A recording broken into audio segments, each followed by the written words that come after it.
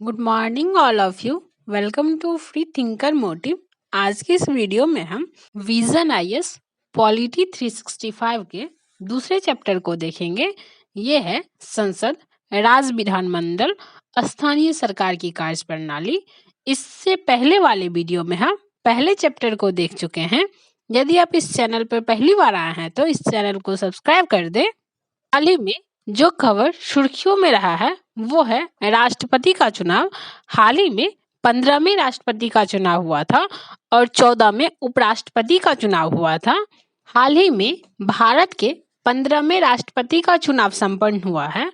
भारत के राष्ट्रपति के निर्वाचन से संबंधित संवैधानिक प्रावधान को देखेंगे। आर्टिकल 52 में प्रावधान है कि भारत का एक राष्ट्रपति होगा। आर्टिकल 54 में कहा गया है कि राष्ट्रपति का चुनाव एक निर्वाचन मंडल द्वारा किया जाएगा। आर्टिकल 55 में प्रावधान है कि राष्ट्रपति के चुनाव में भिन्न भिन्न राज्यों के प्रतिनिधित्व के निर्धारण में एकरूपता होगी। राष्ट्रपति के कार्यकाल 5 वर्षों का होगा। यह आर्टिकल 56 में कहा गया है। आर्टिकल 57 में राष्ट्रपति का पद धारण करने वाला व्यक्ति राष्ट्रपति के पद हेतु पुनर्निर्वाचन के लिए पात्र होगा। आर्टिकल 58 में प्रावधान है कि कोई व्यक्ति राष्ट्रपति निर्वाचन होने का पात्र तभी होगा जब वह भारत का नागरिक हो, 35 वर्ष की आयु पूरी कर चुका हो और लोकसभा का सदस्य निर्वाचित होने की योग्यता रखता हो। आर्टिकल 62 में प्रावधान है कि राष्ट्रपति की पदावधि की समाप्ति से हुई रिक्ति को भरने के लिए निर्वाचन पदावधि की समाप्ति से पहले ही पूर्ण कर लिया जाएगा। राष्ट्रपति का हाल ही में चुनाव हुआ है। राष्ट्रपति का वर्तमान कार्यकाल समाप्त होने के कारण उनका पद रिक्त होने जा रहा था। संविधान के अनुच्छेद 62(1) के तहत इस रिक्ति को भरने के लिए चुनाव प्रक्रिया के कार्यकाल की समाप्ति यानी 5 वर्ष से पहले उसे पूरा किया जाने का प्रावधान है।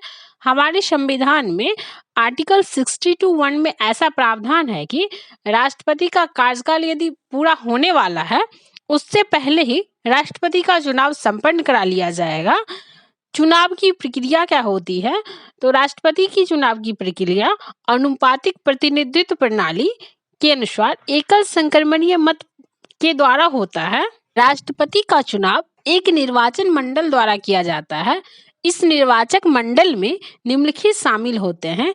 इसमें संसद के दोनों सदनों के निर्वाचित सदस्य शामिल होते हैं। राज्य विधानसभा के निर्वाचित सदस्य शामिल होते हैं। दिल्ली और पुडुचेरी विधानसभाओं के निर्वाचित सदस्य शामिल होते हैं। राष्ट्रपति के निर्वाचन में कोई भी मनोनीत सदस्य शामिल नहीं होते हैं और विधान परिषद के कोई भी सदस्य शामिल नहीं होते हैं। वहीं लोकसभा के निर्वाचित सदस्य, राज्यसभा के निर्वाचित सदस्य और विधानसभा के निर्वाचित सदस्य निर्वाचन मंडल में शामिल होते हैं। इसमें अग्रलिखित शामिल नहीं है। राज्यसभा, लोकसभा और विधानसभाओं के मनोनीत सदस्य तथा राज्य विधान परिषदों के सदस्य चुनाव अनुपातिक प्रतिनिधित्व प्रणाली के अनुसार एकल संक्रमणीय मत के माध्यम से होता है। विजयी उम्मीदवार को निर्वाचित घोषित करने होने के लिए आवश्यक मतों का कोटा हासिल करना होता है। यह कोटा डाले गए कुल वैध मतों का 50% + 1 होता है। दल विरोधी कानून राष्ट्रपति चुनाव में लागू नहीं होता है। इस प्रकार निर्वाचक दलगत आधार पर मतदान करने के लिए बाध्य नहीं होते हैं। संविधान के अनुच्छेद 324 के तहत भारतीय चुनाव आयोग को राष्ट्रपति पद के लिए चुनाव कराने का अधिकार प्राप्त है। संसद सदस्य सांसद के वोट का मूल्य देखते हैं। राष्ट्रपति चुनाव में एक सांसद के वोट मूल्य राज्यों तथा केंद्र शासित प्रदेशों दिल्ली, पुडुचेरी एवं जम्मू कश्मीर, इसमें जम्मू कश्मीर लिखा हुआ है। जम्मू कश्मीर में अब विधानसभा नहीं है, इसलिए जम्मू कश्मीर के सांसद को अब राष्ट्रपति के चुनाव में अपना मत देने का अधिकार नहीं है। राष्ट्रपति चुनाव में एक सांसद के एक वोट का मूल्य राज्यों तथा केंद्र शासित प्रदेश दिल्ली, पुडुचेरी की विधानसभाओं में निर्वाचित सदस्यों की संख्या पर आधारित होता है। 1997 के राष्ट्रपति चुनाव के बाद से वोट का मूल्य 708 निर्धारित कर दिया गया था। जम्मू कश्मीर में विधानसभा नहीं होने के कारण सांसद की वोट का मूल्य राष्ट्रपति चुनावों में 708 से घटकर 700 हो गया है। 15वें राष्ट्रपति द्रौपदी मुर्मू जी बने हैं। अंतत समझते भारत के उपराष्ट्रपति के बारे में। जगदीप धनखड़ को भारत के 14वें उपराष्ट्रपति के रूप में चुना गया है। उपराष्ट्रपति का पद संविधान के अनुच्छेद 63 के तहत दूसरा सर्वसंवैधानिक पद है। पहला सर्वसंवैधानिक पद जो है वो राष्ट्रपति का होता है और दूसरा सर्वसंवैधानिक पद उपराष्ट्रपति का होता है। उपराष्ट्रपति का निर्वाचन अप्रत्यक्ष निर्वाचन विधि के माध्यम से होता है। इसे संसद के एक निर्वाचन मंडल द्वारा चुना जाता है। इस निर्वाचन मंडल में संसद के दोनों सदनों के सदस्य शामिल होते हैं। यह एक संक्रमणीय मत के माध्यम से अनुपातिक प्रतिनिधित्व प्रणाली के अनुसार चुनाव होता है। ऐसे चुनाव में गुप्त मतदान होता है। राष्ट्रपति के चुनाव भी एकल संक्रमणीय मत प्रणाली के द्वारा ही होता है। उपराष्ट्रपति के चुनाव में भी एकल संक्रमणीय मत प्रणाली के द्वारा ही होता है। राष्ट्रपति के चुनाव में लोकसभा, राज्यसभा एवं विधानसभा के निर्वाचित सदस्य भाग लेते हैं। वहीं उपराष्ट्रपति के चुनाव में लोकसभा और राज्यसभा के सभी सदस्य भाग लेते हैं। इसमें विधानसभा या विधान परिषद के कोई भी सदस्य भाग नहीं लेते हैं। उपराष्ट्रपति राज्यसभा के पदीन सभापति के रूप में कार्य करते हैं। पदीन सभापति का मतलब होता है जो भी उपराष्ट्रपति के लिए निर्वाचित होते हैं वो राज्यसभा के सभापति बनेंगे।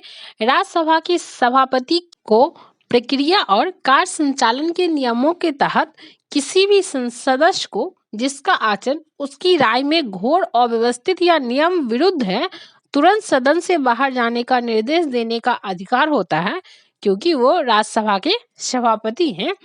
भारत के उपराष्ट्रपति के निर्वाचन से संबंधित कुछ संवैधानिक प्रावधान है, कुछ अनुच्छेद है, उसे देखते हैं।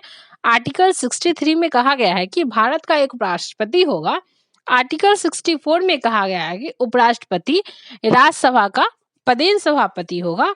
आर्टिकल 66 में कहा गया है कि उपराष्ट्रपति का चुनाव संसद के दोनों सदनों के सदस्यों से मिलकर बने निर्वाचक मंडल के सदस्यों द्वारा अप्रत्यक्ष रूप से किया जाएगा।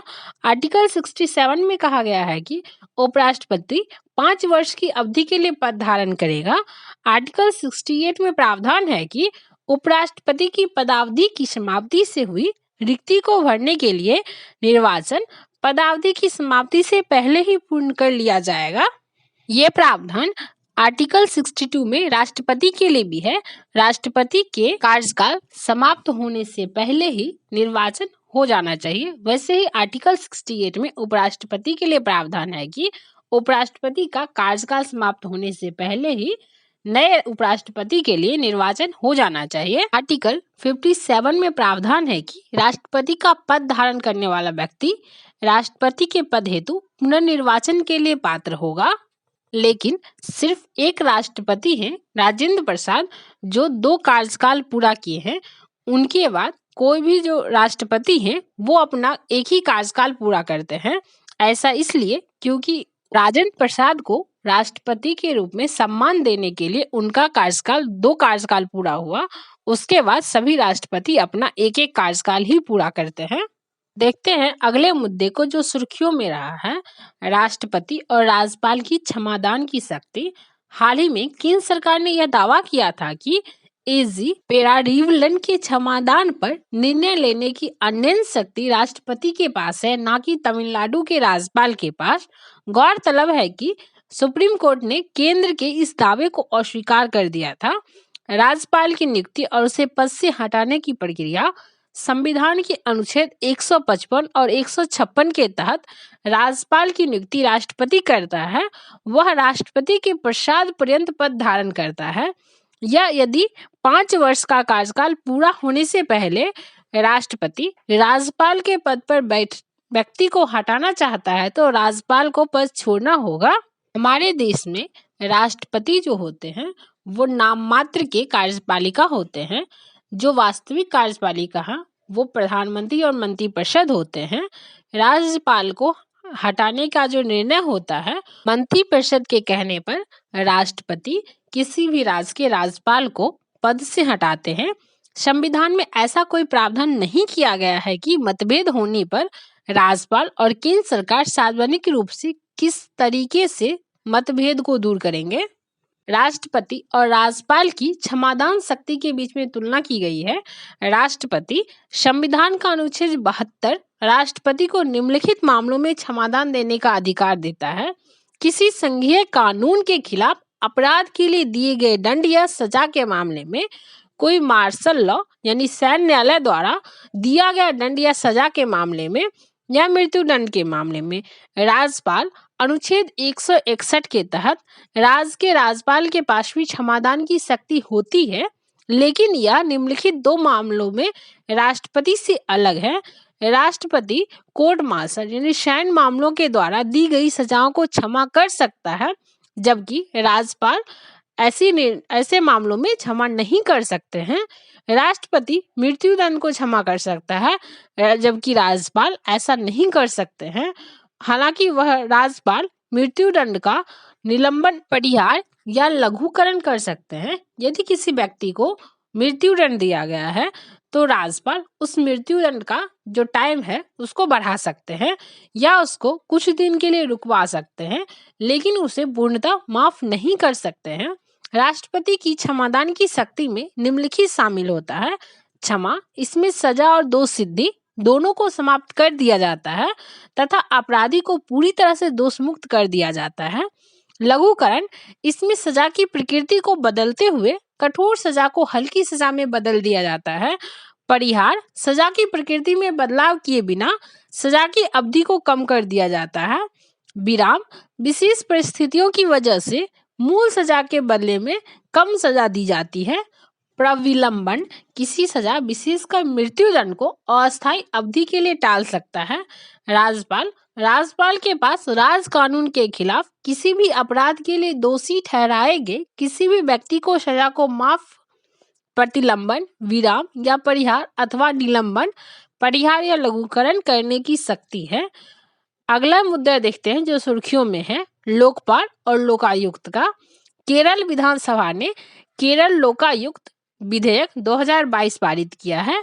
लोकपाल और लोकायुक्त पद की पृष्ठभूमि, लोकपाल लोकायुक्त पद की रचना एल.एम. सिंघवी ने की थी। इस शब्द की पहली बार प्रयोग 1966 में प्रशासनिक सुधार आयोग की एक रिपोर्ट में किया गया है। इसमें याद रखना है कि एल.एम. सिंघवी समिति को 2014 में केंद्रीय लोकपाल और लोकायुक्त अधिनियम 2013 को अधिसूचित किया गया है। यह संघ के लिए लोकपाल और राज्यों के लिए लोकायुक्त जैसे सांविधिक निकाय की स्थापना का प्रावधान करता है। इसका उद्देश्य कुछ लोक पदाधिकारियों के खिलाफ भ्रष्टाचार के आरोपों और उससे जुड़े या प्रासंगिक मामलों की जांच करना है। लोकायुक्त केंद्रीय लोकपाल के राज्य स्तरीय समकक्ष है। कुछ राज्यों ने पहले ही लोकायुक्त संस्थानों की स्थापना कर ली है। उदाहरण के लिए 1971 में महाराष्ट्र ने और 1999 में केरल राज्य ने पहले ही लोकायुक्त संस्थाओं की स्थापना कर ली है। इस अधिनियम का विस्तार भारत के संपूर्ण राज्य क्षेत्र में है। यह भारत में और भारत के बाहर भी लोक सेवकों पर लागू होता है। लोकपाल और लोकायुक्त अधिनियम 2013 देखते हैं। इसकी संरचना क्या है? लोकपाल के तहत इसमें एक अध्यक्ष और अधिकतम 8 सदस्य शामिल होंगे। इसमें 50% न्यायिक सदस्य होंगे और 50% में अनुसूचित जाति, अनुसूचित जनजाति या अनपिछड़ा वर्ग, अल्पसंख्यक महिलाओं में से होंगे। लोकपाल और लोकायुक्त अधिनियम 2013, इसका जो कार्यकाल है, अध्यक्ष और सदस्यों को 5 वर्ष की अवधि या फिर 70 वर्ष की आयु प्राप्त करने का, मतलब जो पहले हो जाए, या तो 5 साल या फिर 70 वर्ष की आयु जो पहले हो, के लिए नियुक्त किया जाता है। चयन समिति जो होते हैं वे अध्यक्ष और सदस्यों को एक चयन समिति की सिफारिशों पर राष्ट्रपति के द्वारा नियुक्त किया जाता है। चयन समिति में प्रधानमंत्री जो होते हैं वो अध्यक्ष होते हैं, लोकसभा के अध्यक्ष, विपक्ष के नेता, भारत का मुख्य न्यायाधीश या उनके द्वारा नामित कोई भी व्यक्ति जो होगा, और प्रतिष्ठित न्यायविद। समितियों के अन्य सदस्यों की सिफारिश के आधार पर राष्ट्रपति द्वारा नामित जो भी व्यक्ति हों वो इस समिति के सदस्य होंगे। 2013 के लोकपाल अधिनियम के अनुसार कार्मिक और प्रशिक्षण विभाग को उन उम्मीदवारों की सूची तैयार करनी होगी जो लोकपाल के अध्यक्ष या सदस्य बनने के इच्छुक होंगे। संपत्ति की जब्ती की जाती है। भ्रष्टाचार के माध्यम से अर्जित संपत्ति की जब्ती की जाएगी, भले ही इसमें संबंधित मुकदमा लंबित हो। पूछताछ और जांच के लिए समय लिया जाएगा। सीबीआई द्वारा पूछताछ पूरी करने के लिए 60 दिन या जांच पूरी करने के लिए 6 महीने का समय निर्धारित किया गया है। सीबीआई के लिखित अनुरोध पर लोकपाल द्वारा 6 महीने की इस अवधि को बढ़ाया जा सकता है। सीबीआई के संबंध में शक्ति क्या क्या है? लोकपाल के इस अधिनियम के तहत इसके द्वारा जांच के लिए निर्दिष्ट किए गए मामलों के संबंध में सीबीआई पर अधीक्षण करने और निर्देशन देने की शक्ति होगी। लोकपाल द्वारा संदर्भित मामलों की जांच कर रहे सीबीआई के अधिकारियों के स्थानांतरण के लिए लोकपाल की मंजूरी आवश्यक होगी। लोकायुक्त इनके कार्य का क्षेत्राधिकार मुख्यमंत्री, मंत्री, विधायक, राज्य सरकार के सभी कर्मचारी और कुछ निजी संस्थाओं, धार्मिक संस्थाओं सहित होगा। इनको पद से हटाया कैसे जाएगा? लोकपाल के सदस्यों और अध्यक्ष को सुप्रीम कोर्ट की जांच के बाद राष्ट्रपति द्वारा इन्हें पद से हटाया जाएगा। इसके लिए संसद के कम से कम 100 सदस्यों द्वारा एक याचिका पर हस्ताक्षर किए जाने चाहिए। लोकपाल का क्षेत्राधिकार जो होता है वह प्रधानमंत्री, मंत्रियों, सांसदों, ग्रुप ए, बी, सी और डी अधिकारियों तथा केंद्र सरकार के अधिकारियों तक विस्तृत है। कोई भी संस्था या ट्रस्ट जो है या निकाय जो 10 लाख रुपए से अधिक का विदेशी योगदान प्राप्त करता है वो भी इसके क्षेत्राधिकार के अंतर्गत आता है। अगला मुद्दा देखते हैं जो सुर्खियों में है, संसदीय समिति। संसदीय समिति राज्यसभा सचिवालय पर पहले व्यापक अध्ययन में एक कार्यदल ने संसदीय समितियों के कार्यकाल को बढ़ाने के लिए राज्यसभा के सभापति के समक्ष अपनी सिफारिशें प्रस्तुत की है। राज्यसभा के सचिवालय का प्रमुख कार्य क्या क्या होता है? कार्य को देखते हैं। राज्यसभा को सचिवालय स्तरीय मदद और सहायता प्रदान करना, संसदीय समितियों को सेवा या अन्य सहायता जो भी लगे प्रदान करना, राज्यसभा की दिन प्रतिदिन की कार्यवाही के रिकॉर्ड को प्रकाशित करना। इनसे संबंधित कुछ तथ्य देखते हैं। राज्यसभा सचिवालय की स्थापना संविधान के अनुच्छेद 98 में निहित प्रावधानों के अनुसार की गई है। अनुच्छेद 98 में संसद के प्रत्येक सदन के लिए अलग अलग सचिवालय स्तरीय कर्मियों का प्रावधान किया गया है। राज्यसभा सचिवालय राज्यसभा के सभापति के मार्गदर्शन और नियंत्रण में कार्य करता है। संसदीय समितियों के बारे में, संसदीय समितियों के अर्थ संसद के सदस्यों से बनी एक ऐसी समिति है जिसे संसद द्वारा नियुक्त या निर्वाचित या अध्यक्ष या सभापति द्वारा नामित किया जाता है जो उनके निर्देशन में कार्य करती है। यह समिति सदन या अध्यक्ष को अपना रिपोर्ट प्रस्तुत करती है। संसदीय समितियों की उत्पत्ति ब्रिटिश संसद से हुई है। संसदीय समितियों को अपना प्राधिकार संविधान के अनुच्छेद 105 और अनुच्छेद 118 से प्राप्त होता है। अनुच्छेद 105 सांसदों के विशेषाधिकारों से संबंधित है तथा अनुच्छेद 118 संसद को अपनी प्रक्रिया और कार्य संचालन को विनियमित करने के लिए नियम बनाने का अधिकार देता है। संसद संसदीय समितियों की सिफारिश मानने के लिए बाध्य नहीं है। संविधान में इन समितियों का उल्लेख अलग अलग स्थानों पर किया गया है। हालांकि उनकी संरचना, कार्यकाल आदि के संबंध में कोई विशेष प्रावधान नहीं किए गए हैं। इन सभी मामलों में दोनों सदनों के नियमों के द्वारा निपटाया जा सकता है। संसदीय अस्थायी समिति के उद्देश्य क्या क्या होते हैं उसे देखते हैं। इनका उद्देश्य होता है वित्तीय विवेक सुनिश्चित करना, कार्यपालिका पर नियंत्रण स्थापित करने के लिए विपक्ष को कड़ी भूमिका निभाने में सहायता करना, प्रासंगिक हितधारकों के साथ भागीदारी करना, गैर पक्षपातपूर्ण तरीकों से विस्तृत जांच सुनिश्चित करना और सरकार की जवाबदेही को बनाए रखना। संसदीय समिति जो होता है वो 2 टाइप का होता है, एक अस्थायी समिति, एक अस्थायी या फिर तदर्थ समिति। अस्थायी समिति की प्रकृति अस्थायी होती है। इनका गठन समय समय पर किया जाता है और ये नियमित आधार पर कार्य करती है। अस्थायी समितियों के एग्जाम्पल हैं वित्तीय समिति, समीक्षा करने वाली और नियंत्रण रखने वाली समिति, सदन के दैनंदिन कार्यों से संबंधित समितियां, हाउसकीपिंग समितियां अथवा सेवा समितियां, जांच पड़ताल करने वाली समितियां, मंत्रालयों या विभागों से संबंधित विभागीय अस्थायी समितियां, तटस्थ समिति या अस्थायी समिति जो होती है इसकी प्रकृति अस्थायी होती है। ये समितियां सौंपे गए कार्य को पूरा करने के बाद समाप्त हो जाते हैं। देखते हैं अगला मुद्दा जो सुर्खियों में रहा है। राष्ट्रीय नागरिक रजिस्ट्रार कैग ने असम में एनआरसी अपडेशन परियोजना के लिए लॉजिस्टिक संबंधी व्यवस्थाओं के अनुपालन ऑडिट पर जारी की है। इसमें असम में एनआरसी को अपडेट करने में डेटा से छेड़छाड़ से जुड़े जोखिम के बारे में बताया गया है। एनआरसी के बारे में जानते हैं। एनआरसी उन लोगों का एक आधिकारिक रिकॉर्ड है जो भारत के वैध नागरिक हैं। यह तत्कालीन पूर्वी पाकिस्तान यानी अब जो बांग्लादेश है के प्रवासियों की पहचान करता है। वर्तमान में असम एनआरसी तैयार करने वाला एकमात्र राज्य है। इसे पहली बार 1951 में तैयार किया गया था। 2019 में इसे अंतिम रूप से अपडेट किया गया था।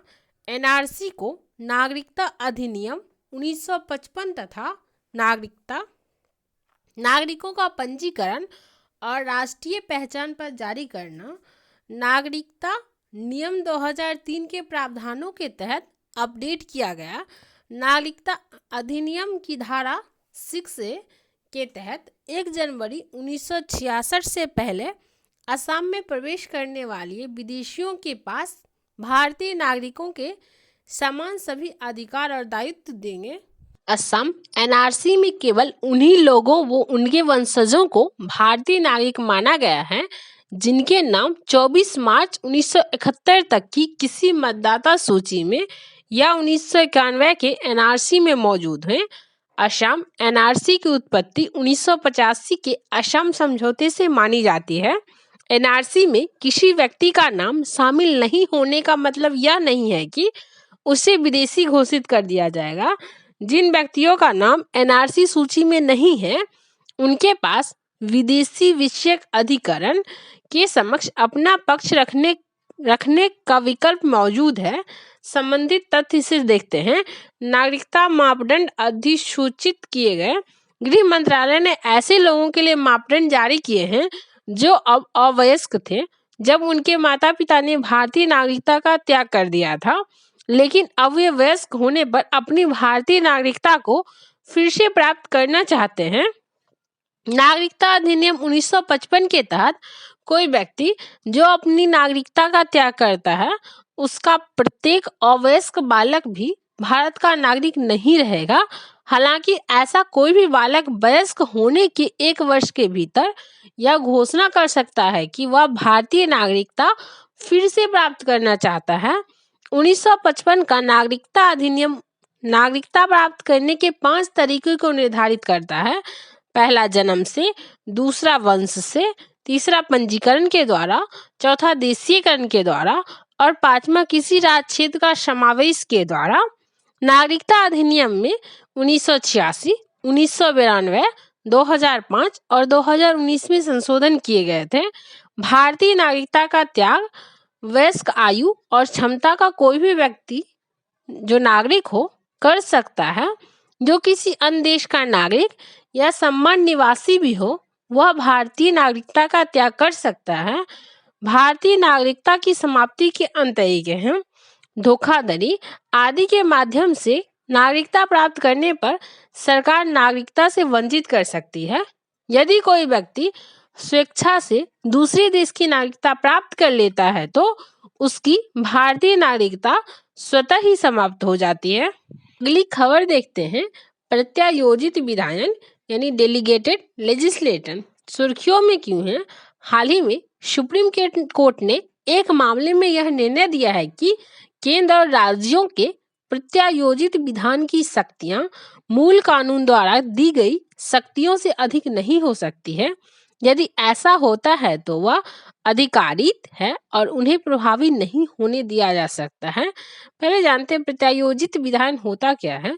प्रत्यायोजित में संसद के पास कानून बनाने के लिए विधानमंडल के पास बहुत सारा काम होता है, तो वो एक मूल ढांचा यानी मूल खाका तैयार करके दे देते हैं एक संस्था को। वह संस्था उस मूल ढांचा के अंदर विधि का निर्माण करती है, उसे ही प्रत्यायोजित विधान कहते हैं। उससे संबंधित तथ्य देखते हैं। सुप्रीम कोर्ट के निर्णय के अनुसार प्रत्यायोजित विधान को मूल कानून के दायरे से बाहर नहीं की जाना चाहिए। यदि ऐसा होता है तो अधिकारित है कि इसे प्रभावी नहीं होने दिया जा सकता है। सुप्रीम कोर्ट ने कहा है कि केंद्रीय और राज्य प्राधिकरणों द्वारा बनाए गए नियमों एवं विनियमों सहित प्रत्यायोजित विधान को अपने मूल संसदीय कानून की जगह लेने वाला नहीं बल्कि उनका पूरक होना चाहिए। प्रत्यायोजित विधान के बारे में जानते हैं।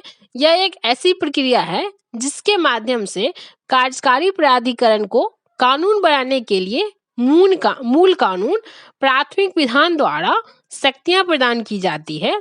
ये कानून उस मूल कानून के प्रावधानों को लागू करने और प्रशासित करने के लिए बनाए जाते हैं। इस प्रकार संसद मूल कानून की सहायता से अन्य संस्थाओं को प्रत्यायोजित विधान की प्रक्रिया द्वारा कानून और नियम बनाने में सक्षम बनाती है। भारत के संविधान के अनुसार कानून बनाने की शक्तियां विधायिका को दी गई है, जबकि कार्यपालिका के पास कानूनों को लागू करने की शक्ति है।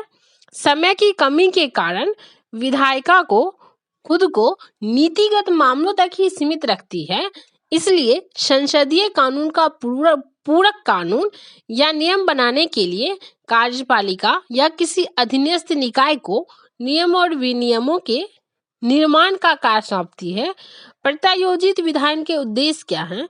प्रत्यायोजित विधान के उद्देश्य हैं संसद पे कार्य के दबाव को कम करना, संसद द्वारा नए अधिनियम के पारित होने की प्रतीक्षा किए बिना सरकार को कानून बनाने में सक्षम बनाना, विकेंद्रीकृत और क्षेत्रक विशिष्ट नियम या विनियम बनाने में सहायता करना, आधुनिक प्रशासन की बढ़ती जटिलताओं को देखते हुए आवश्यकता पड़ने पर अलग अलग प्राधिकरणों को अधिक अधिकार प्रदान करना। ऐसी कुछ परिस्थितियां हैं जिनमें प्रत्यायोजित विधान जो है उसे अमान्य माना जाएगा।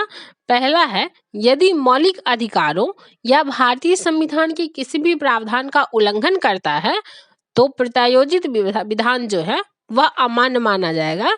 यदि नियम विनियम मूल अधिनियम के प्रावधानों के दायरे से बाहर है या मूल अधिनियम के मूल प्रावधानों के अनुरूप नहीं है तो भी प्रत्यायोजित विधान जो है वह अमान्य माना जाएगा। यदि कार्यपालिका के पास उक्त नियम या विनियम को बनाने की विधायी क्षमता नहीं है तो भी प्रत्यायोजित विधान अमान्य होगा। यदि मनमाने और बिना किसी कारण के प्रत्यायोजित विधान का प्रावधान कर दिया गया है तो उसे रद्द किया जा सकता है। भूतलक्षी प्रभाव वाले किसी प्रत्यायोजित विधान का प्रावधान नहीं किया जा सकता है। यदि मूल अधिनियम में ऐसा करने का प्रावधान है तो भी यह प्रत्यायोजित विधान जो है वह अमान्य हो जाएगा। सुप्रीम कोर्ट ने यह निर्णय दिया है कि विधायिका अपने अनिवार्य विधायी कार्यों को कार्यपालिका को नहीं सौंप सकती है। यदि वो सौंपती है तो यह भी प्रत्यायोजित विधान जो बनेगा वो अमान्य हो जाएगा। अगले करंट को देखते हैं। पंचायत उपबंधन अधिनियम 1966 यह सुर्खियों में क्यों है? हाल ही में छत्तीसगढ़ ने विश्व आदिवासी दिवस के अवसर पर पंचायत उपबंधन अधिनियम 1966 को लागू करने के लिए नियमों को अधिसूचित किया है। पीशा के अंतर्गत ग्राम सभाओं की मुख्य शक्तियां होती है। विकास परियोजनाओं के कारण प्रभावित लोगों के पुनर्वास और पुनर्बहाली तथा गौण खनिजों हेतु पुनर्वेक्षण, लाइसेंस या खनन पट्टे की पूर्व मंजूरी की शक्ति उनकी अन्य शक्ति होती है।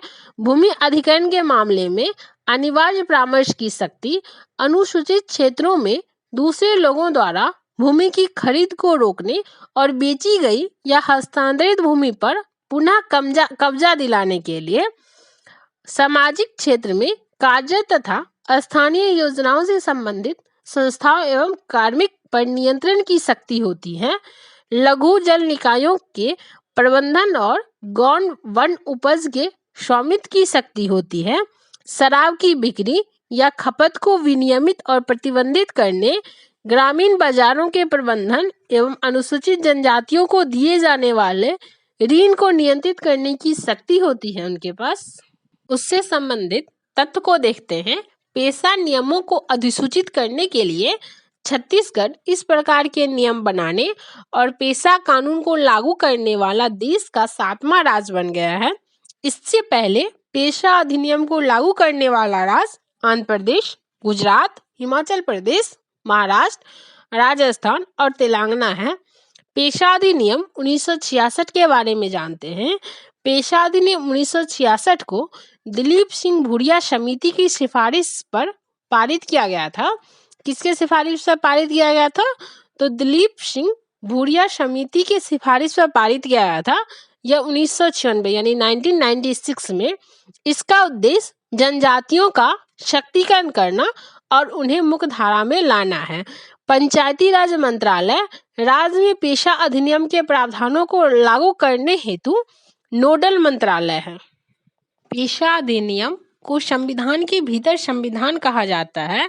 यह अधिनियम के भाग 9 के प्रावधानों को अनुच्छेद 241(1) के अंतर्गत आने वाले 10 राज्यों के अनुसूचित क्षेत्रों में लागू करता है। भाग 9 पंचायतों से संबंधित है। इस संबंध में अनुच्छेद 244(1) कुछ संशोधनों एवं अपवादों के साथ अनुसूची 5 के साथ पढ़ा जाना चाहिए। ये 10 राज्य हैं: आंध्र प्रदेश, छत्तीसगढ़, गुजरात, हिमाचल प्रदेश, झारखंड, मध्य प्रदेश, महाराष्ट्र, उड़ीसा, राजस्थान और तेलंगाना। पेशा अधिनियम 1966 की विशेषता को देखते हैं।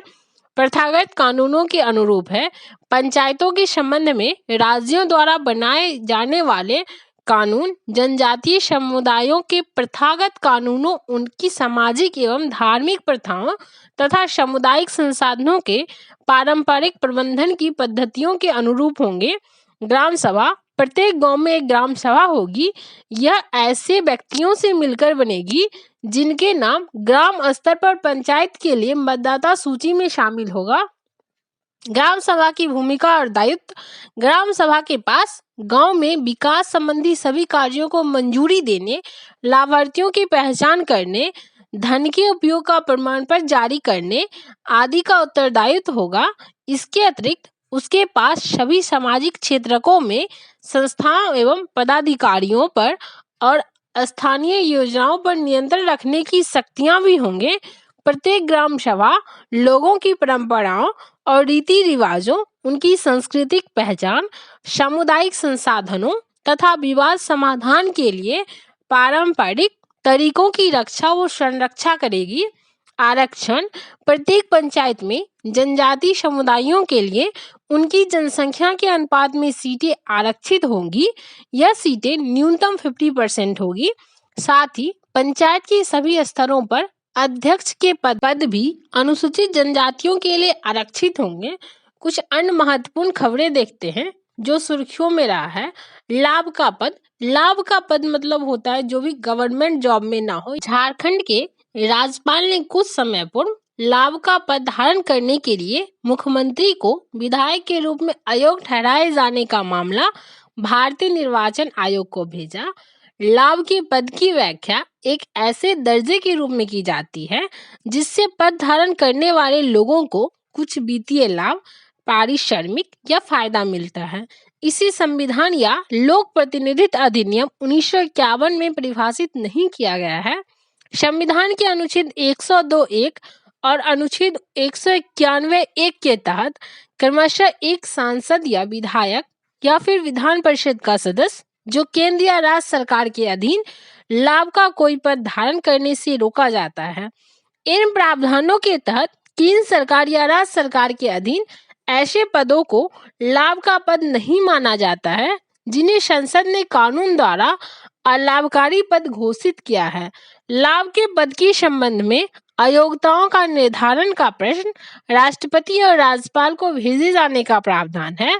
हालांकि उन्हें इस मामले में चुनाव आयोग की राय प्राप्त करनी होती है और उसी के अनुरूप निर्णय लिया जाता है। दूसरी खबर देखते हैं, संसद सदस्य स्थानीय क्षेत्र विकास योजना नियम, members of parliament local area development scheme rules MPLADS।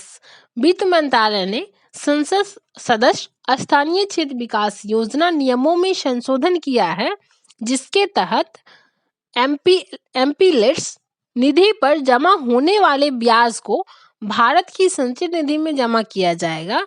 इससे पहले इस निधि पर अर्जित ब्याज को MPLADS खाते में जमा किया जाता है। इसका उपयोग विकास परियोजनाओं के लिए किया जा सकता है। प्रस्तावित संशोधनों का उद्देश्य निधियों का समय पर आवंटन और कुशल उपयोग सुनिश्चित करना है। MPLADS को 1993 में शुरू किया गया था। यह सांसदों को स्थानीय स्तर पर महसूस की गई जरूरतों के आधार पर पूंजीगत प्रकृति के विकास कार्यों को संपन्न कराने की सिफारिश पर अधिकार देता है। इसके तहत प्रत्येक सांसद को 5 करोड़ रुपये प्रतिवर्ष की दर से 2.5 करोड़ रुपये की 2 किस्तों में फंड जारी किया जाता है। प्रत्येक वर्ष सांसद को निम्नलिखित अनुपात में इस निधि से कार्य की सिफारिश करनी होती है। अनुसूचित जाति SC की आबादी वाले क्षेत्रों के लिए MPLADS निधि का कम से कम 15% और ST अनुसूचित जनजाति की आबादी वाले क्षेत्रों के लिए MPLADS निधि का 7.5%। MPLADS के अंतर्गत निधियां व्यक्तिगत नहीं होती है, अर्थात इनका उपयोग नहीं होने पर भी निधि वैसी ही रहती है। जिला स्तर पर इस योजना के तहत कार्यों के समग्र समन्वय और पर्यवेक्षक के लिए जिला प्राधिकरण जिम्मेदार है। जिला प्राधिकरण को प्रतिवर्ष कार्यान्वयन के तहत कम से कम 10% कार्यों का निरीक्षण करना होता है। योजना के कार्यान्वयन के लिए नीति निर्माण, निधि जारी करने और निगरानी तंत्र निर्धारित करने के लिए सांख्यिकी एवं कार्यक्रम कार्यान्वयन मंत्रालय जिम्मेदार होता है।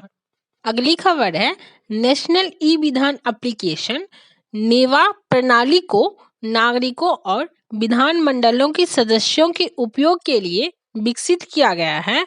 इसमें विधायी निकायों से संबंधित सभी कार्यों और डेटा को ऑनलाइन उपलब्ध कराया जाएगा।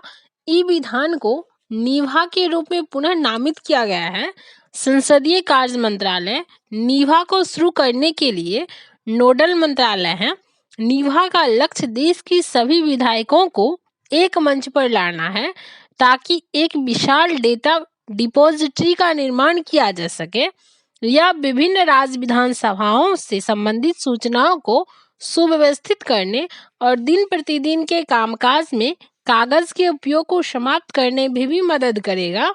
अगली खबर को देखते हैं, जिलों का निर्माण। हाल ही में पश्चिम बंगाल में 7 नए जिले बनाए गए हैं। जिलों का निर्माण या विघटन कैसे किया जाता है, इस संबंध में संपूर्ण शक्ति राज्य सरकार में निहित है। राज्य सरकार विधानसभा में एक कानून पारित कर या केवल एक आदेश जारी कर नए जिले का निर्माण या विघटन कर सकती है। इसकी अधिसूचना को राजपत्र में अधिसूचित किया जाता है।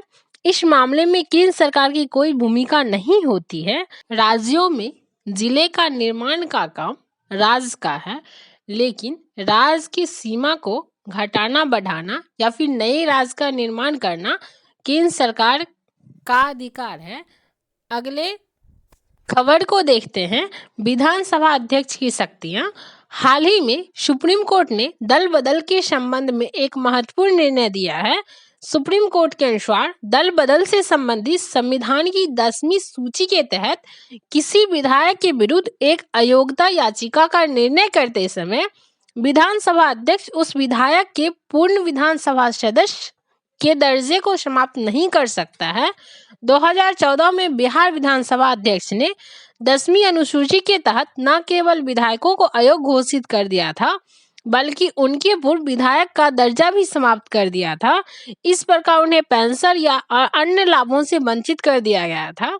कि होते होलो हल बनाम जच्ची लहू और अन्न 1992 में सुप्रीम कोर्ट ने निर्णय दिया था कि 10वीं अनुसूची के तहत अध्यक्ष की शक्ति न्यायिक पुनरावलोकन के अधीन है।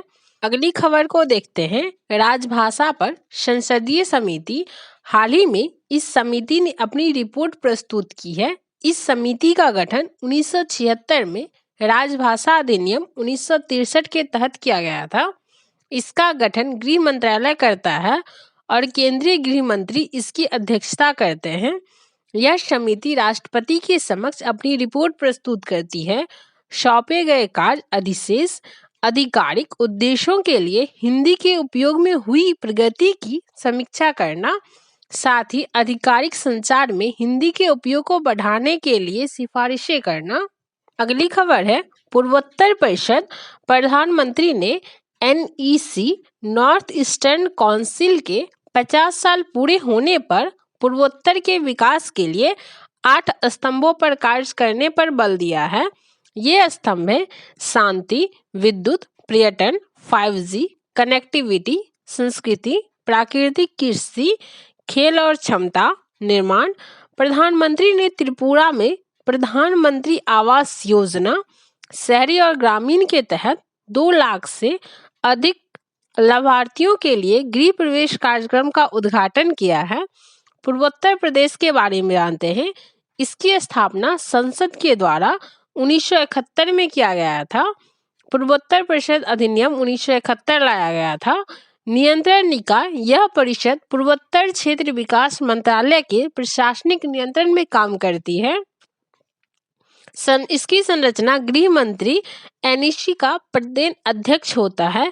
इसमें 8 राज्य अरुणाचल प्रदेश, असम, मणिपुर, मेघालय, मिजोरम, नागालैंड, सिक्किम और त्रिपुरा शामिल हैं। इसका कार्य देखते हैं। पूर्वोत्तर राज्यों के बीच सहयोग और समन्वय को बढ़ावा देना, पूर्वोत्तर राज्यों के बीच अंतर्राज्यीय विवादों के समाधान के लिए एक मंच प्रदान करना है। अगली खबर है क्षेत्रीय परिषद। पूर्वी क्षेत्रीय परिषद की बैठक कोलकाता में आयोजित की गई है।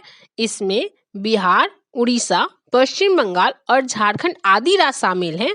अन्य क्षेत्रीय परिषदें हैं उत्तरी क्षेत्रीय परिषद में हिमाचल प्रदेश, जम्मू कश्मीर, पंजाब, राजस्थान, राष्ट्रीय राजधानी क्षेत्र दिल्ली तथा केंद्र शासित प्रदेश और चंडीगढ़ है।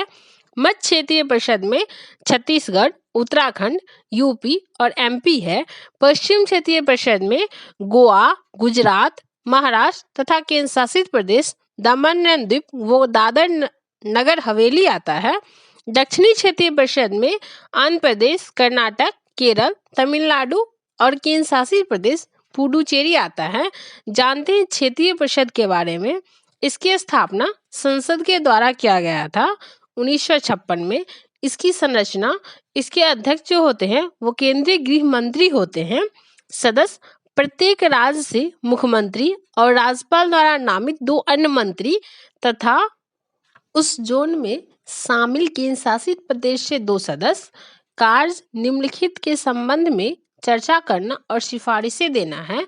इनका कार्य है आर्थिक और सामाजिक योजना के क्षेत्र में साझे हित का मामला, सीमा विवाद, भाषाई अल्पसंख्यक या अंतर्राज्यीय परिवहन से संबंधित कोई भी मामला, राज्य पुनर्गठन अधिनियम के तहत राज्यों के पुनर्गठन से संबंधित या उत्पन्न होने वाला कोई भी मामला होता है उसको सुलझाना। आज के वीडियो में बस इतना ही। वीडियो पसंद आए तो लाइक, शेयर एंड सब्सक्राइब करें।